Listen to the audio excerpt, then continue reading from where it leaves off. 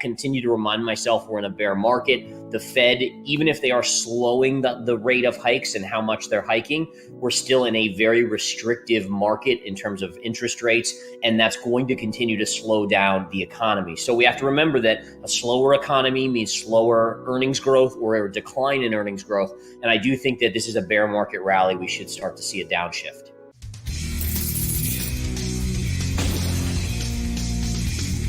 In today's video, Chief Market Strategist of InTheMoneyStocks.com Gareth Soloway tells us all about his latest analysis of the charts as well as his predictions and price targets for Bitcoin. Soloway shares his thoughts about the recent mass panic triggers $1 trillion crypto price crash and short squeeze warning, as FTX's FTT goes into freefall, dragging down other cryptos.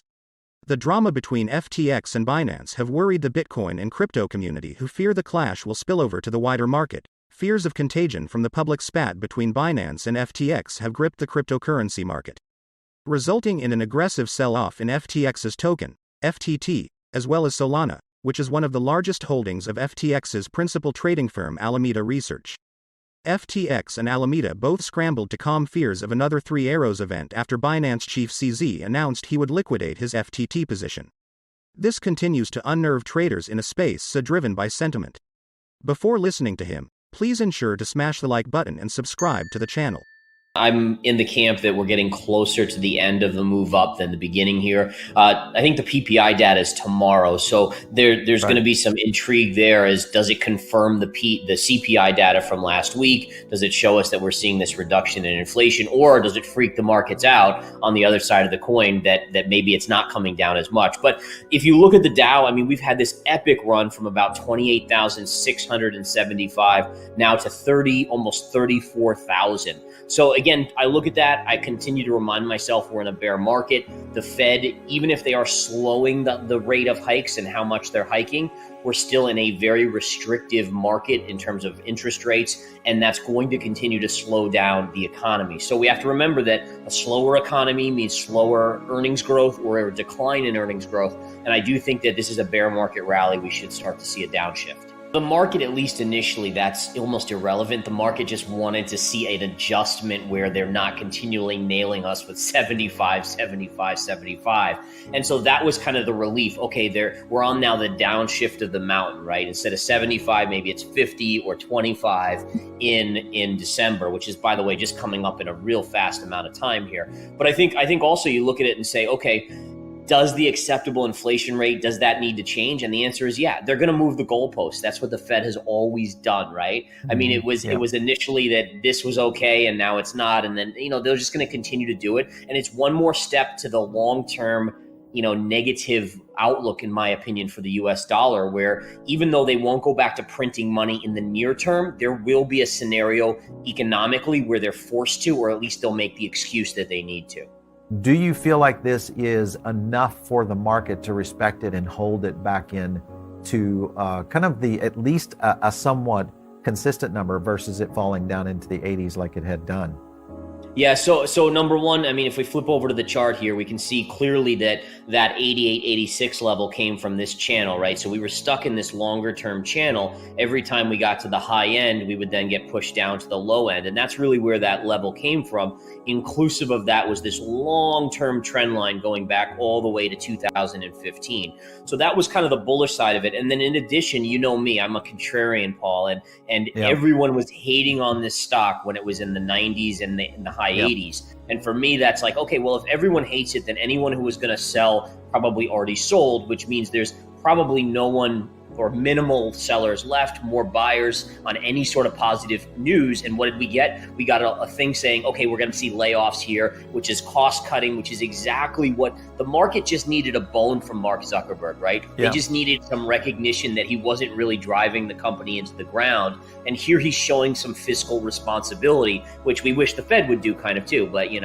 I've been shocked that we haven't seen the job losses roll over into the jobs numbers yet, but there's no doubt in my mind it's coming. I mean, again, you mentioned Meta, but I mean, you could go down a list of some of the biggest companies out there, and there's almost every one of them, 10% of the workforce, 8, 11, 12, 13%. They're all laying off, right? And again, we have to look at it in terms of reality. We know that the economy is slowing and the Fed is causing this by hiking rates, right? Which makes monetary policy more restrictive to slow the economy and bring down inflation. So it makes perfect sense that we're going to see a slower economy, and these companies realize that and they're starting to lay off. So to me, it's we know that the jobs numbers are a lagging indicator, and at some point it's going to come to fruition. And again, it blows my mind that the Fed, I mean, they just want to hang on to this kind of alternate reality of saying, oh, the jobs market is great, but they know what's coming down the line here. And to just be saying it's great and kind of lying in a weird, it's not really lying, but it's kind of not telling the truth either, that, hey guys, be ready for this slowdown.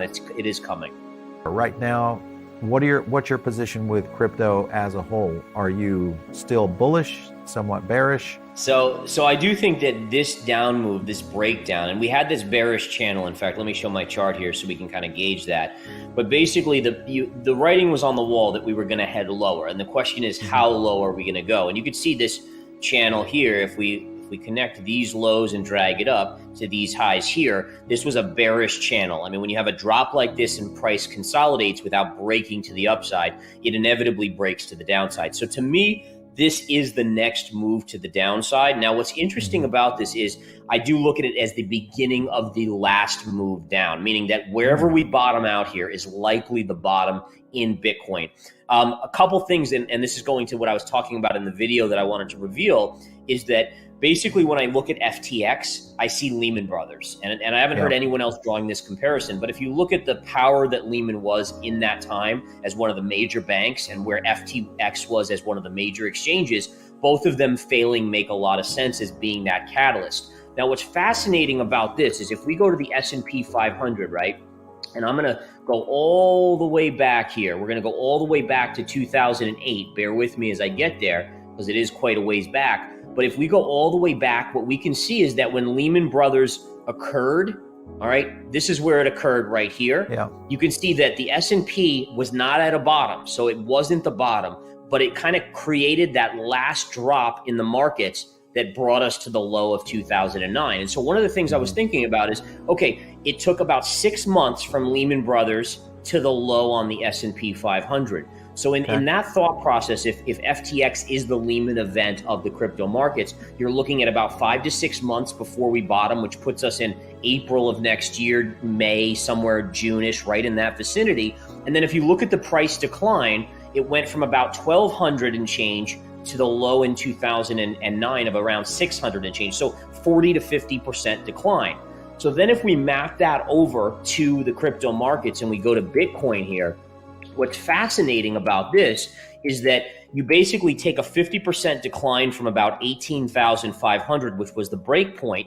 And if you zoom out, there's a long-term trend line going back to 2017 before the bull market to the 2018 lows of the bear market to the crypto low. And where does that trend line go? Basically to that 40, 50% decline. So for me, I start to put the pieces of the puzzle together and say, okay, this cycle, again, not quite the same as past cycles. This will be a little bit of a bigger correction, which makes sense with the Fed and with what's going on with FTX. But again, you can kind of start to see the similarities developing in this environment versus what happened in the Lehman Brothers collapse. And I do think it's very, very similar. And remember, it's similar because greed and fear are what rules investors, right? It's not, there's no fundamentals. It's greed and fear. Fear drives it to the downside. Greed drives it to the upside, to the crazy extremes.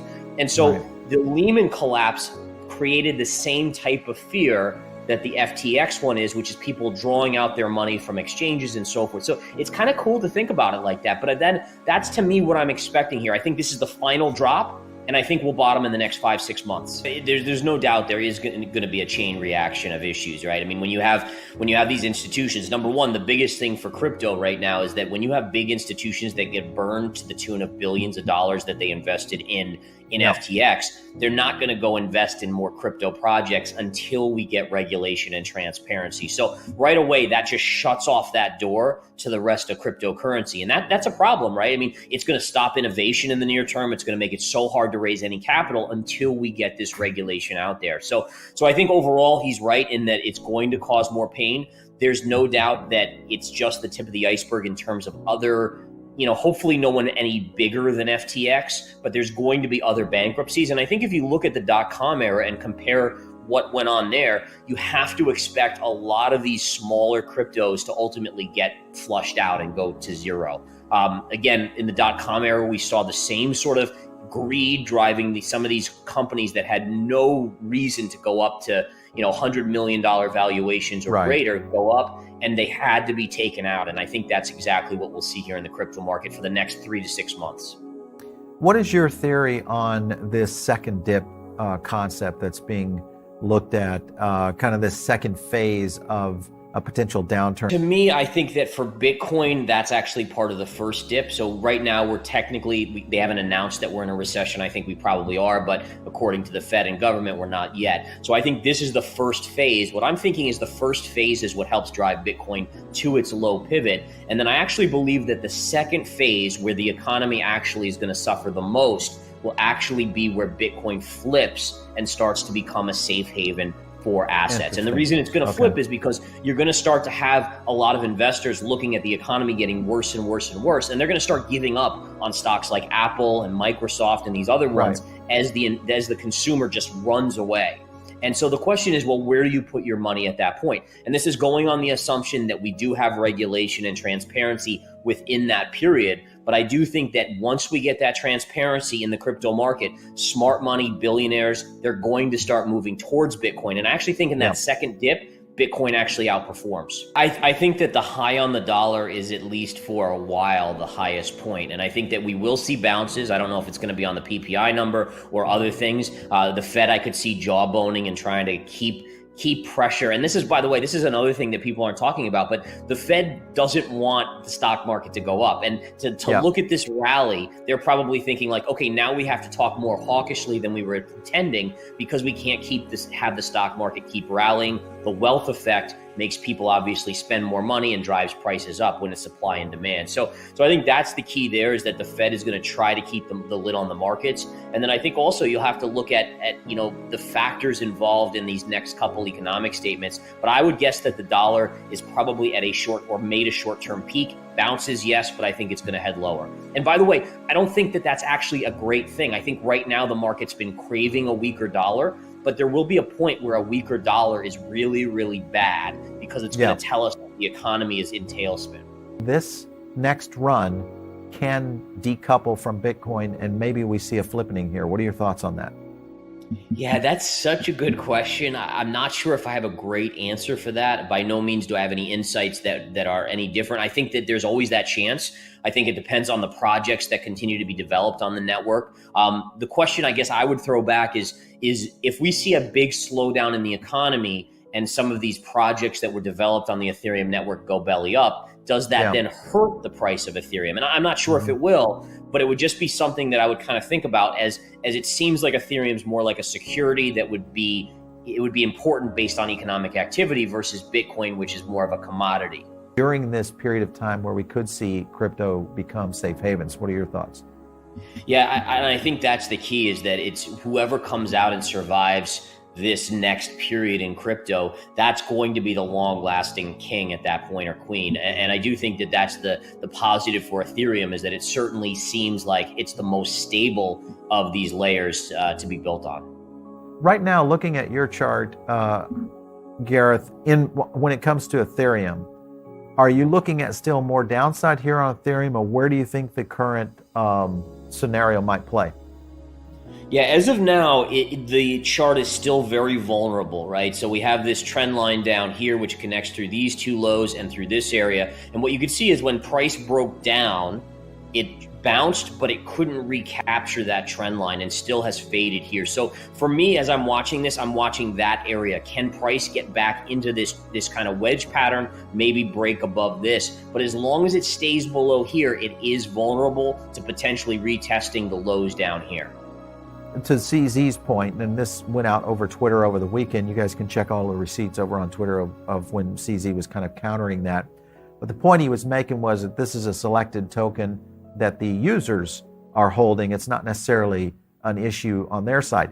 How does BNB show up on your charts right now? Because it is one of those that has been a very solid token. How does it perform over the next period of time? Yeah, so right now it's holding support. So I mean, if there's one to keep an eye on in terms of potential upside, you can see this trend line here, definitely holding that line. You can see we're right on it. So as an investor, if you're thinking about investing in this, and obviously this isn't advice, but you would want to see price hold this 270 level. If it starts trading below and holding below, it does become vulnerable for a move to the downside. But right now, comparatively to the Solanas, to even Ethereum, it's at least holding its own. And I think bottom line is, when you look at what went on with FTX and what you can see from other exchanges that have had trouble, a lot of people are saying, okay, which are going to be the ones that are standing following this period? And I think right now the feeling is that Binance is going to be one of those, and that's why price is holding up a lot better.